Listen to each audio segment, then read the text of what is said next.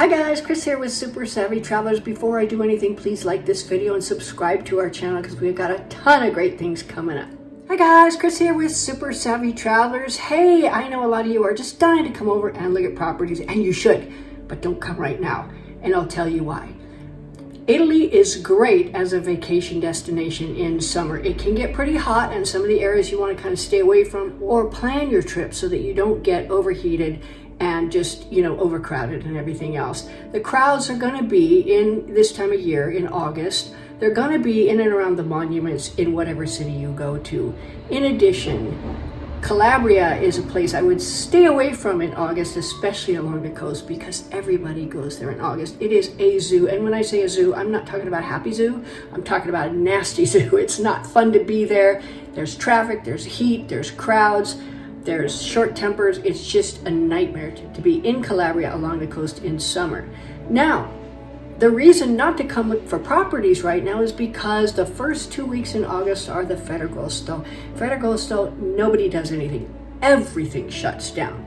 Everything. I'm talking all of the immobiliare, which are the real estate agents, the lawyers, anybody who does anything other than cater to tourists and just basic, supermarkets and whatnot, shuts down, and sometimes for the entire month of August. You see it throughout Rome, you see it all throughout Italy. And where do they go? They go to Calabria. That's why it's so crowded down there. They all go to the beach in Calabria and Puglia and basically the coastal areas.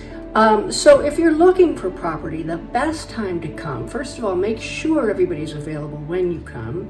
Secondly, come in April, May, June. Sometimes it can be hot in June, but most of the time it's pretty good. Avoid July and August. Come in September, October, even November is pretty nice here and much easier to get things done. Now, before I end off on this video, I want to make a pitch for where to go if you're coming on vacation. You don't want to go to the big cities. You don't want to stay in the big cities. For gosh sakes, don't stay in Montepulciano. You're going to pay the earth.